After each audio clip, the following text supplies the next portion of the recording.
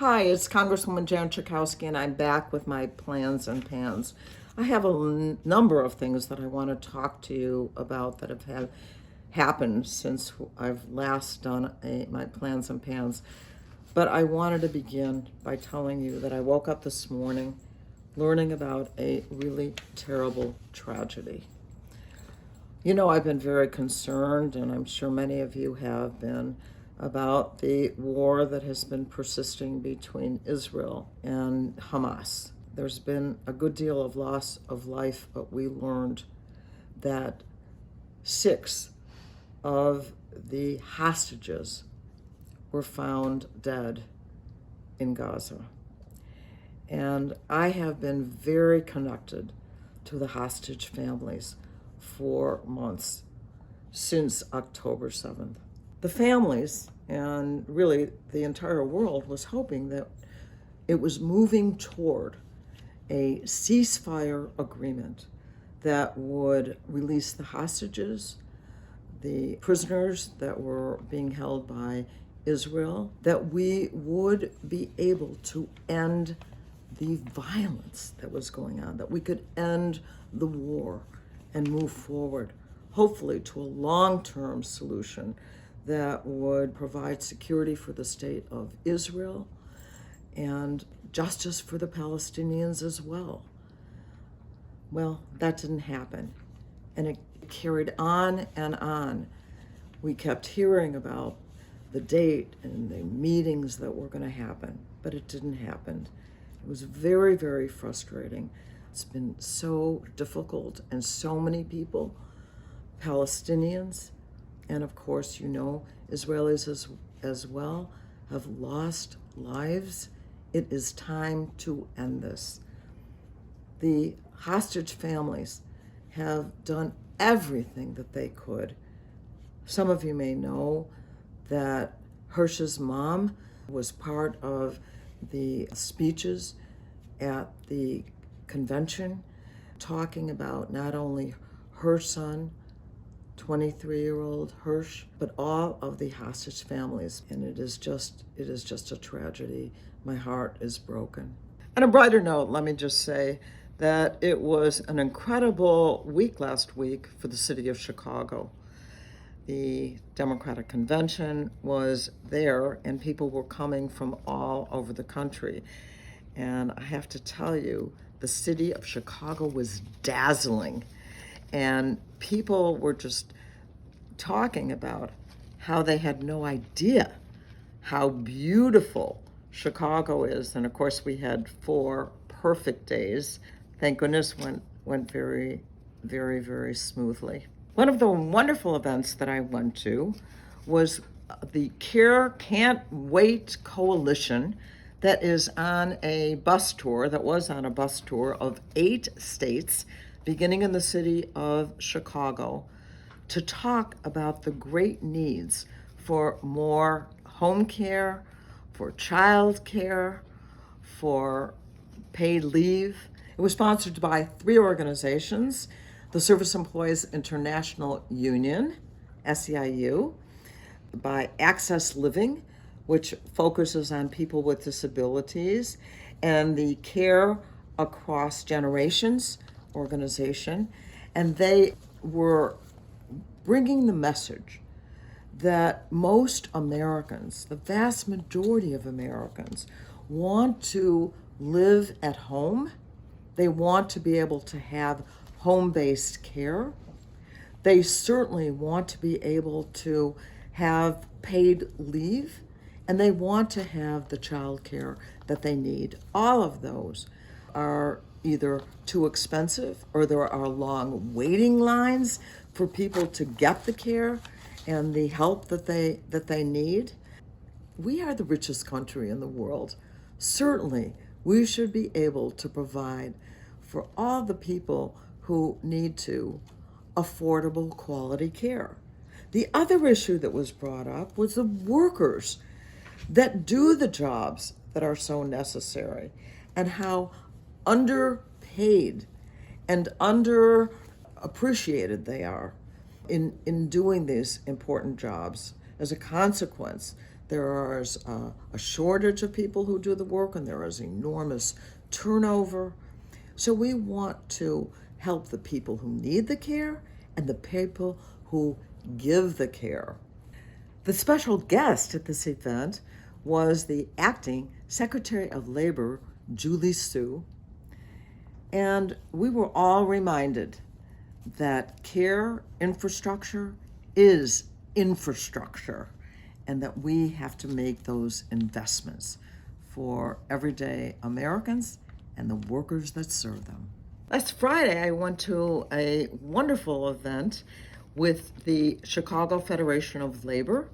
It was a Labor Day event overlooking Lake Michigan, and it was also sponsored by Governor Pritzker and well attended by workers and union members like me.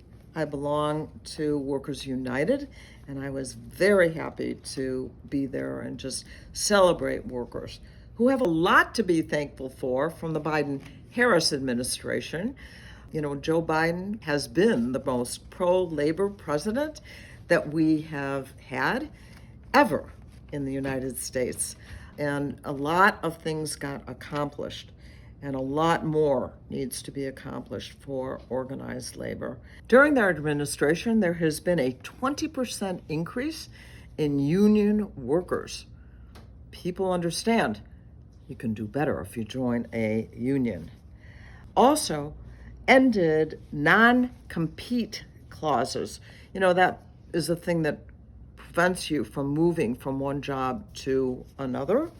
They also, overtime pay, millions of workers have more overtime pay because of what their administration has done. And there also are now protections for gig workers that didn't exist before. But we have a lot more to do. Did you know that CEO pay increased 1,200% since 1978? And what about ordinary workers? That increase is 15%. We also know that the federal minimum wage is still $7.25 an hour. Think about that. And there are people all across the country. We've done better in our state of Illinois, and other states have done something to raise the minimum wage. Some of them have. But there's plenty of places where $7.25 is all that people earn. Let's get to work. This last week, I also had the great privilege of going to the grand opening of something called the Living Room site in Evanston, which is run by a fabulous organization called Turning Point that deals with mental health crises and mental health issues. Along with me was State Senator Laura Fine and Mayor Daniel Biss. And of course, the CEO, Ann Rainey. I've worked with her for years.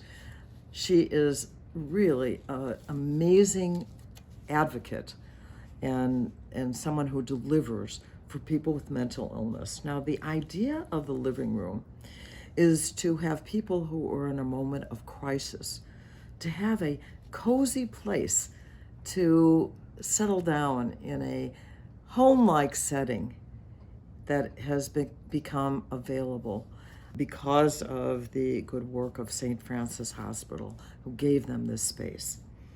And what that means is that 98% of people who would normally go to an emergency room, think of the cost of that, can come to Turning Point and get the care that they need and avoid all of the cost and the trauma of going to an emergency room. It is a marvelous program, and we're so lucky now to have that in Evanston. I was really thrilled to announce that I was able to get $650,000 for Turning Point, who does such great work. I also had a couple of wonderful visits in my Skokie office one with the AARP. And I have been very involved with older Americans all of my career, all of my actions. I have been the founder of the Task Force on Aging and Families in the House of Representatives. And so we were discussing what are the needs right now that we have to protect and advance for seniors. One of them, of course, is we have to make sure that Social Security is protected. And I want to tell you that it is on the agenda right now of many of my colleagues on the Republican side to increase the age of eligibility for Social Security and to cut the benefits. We have to fight back. The benefits are so modest right now. What we need to do is expand them. So, we talked about what is the senior agenda, and that's what AARP is about. That's what I'm about too. I also met with the Illinois leaders of the Alzheimer's Association, who I've been in very close contact with over the years as well. And you know that 6.7 million Americans have been diagnosed with Alzheimer's in the United States, but we know that we have a lot of work to do. And what we were discussing was to make sure that there is funding for research and development. And also, we want to make sure that the public health system itself is enhanced and strengthened so that people going into older age and are susceptible to be diagnosed with Alzheimer's continue to have the good care, the good health care that they need as they age. Well, I'm anticipating another busy week. I am still in the district and looking forward to meeting with constituents and talking about all kinds of different issues. And I will see you next week with my plans and pans. Thank you for watching my video. Make sure you subscribe to my YouTube channel and follow me on Instagram, Twitter, and Facebook, where my handle is @Jan Schakowsky.